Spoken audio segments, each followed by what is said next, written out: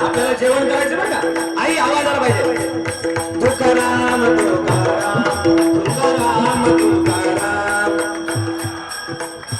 क्या बात है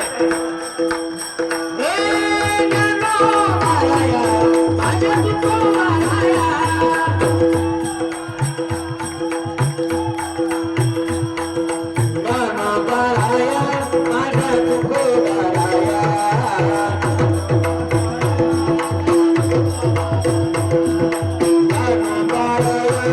माझ्या तुकोबाराया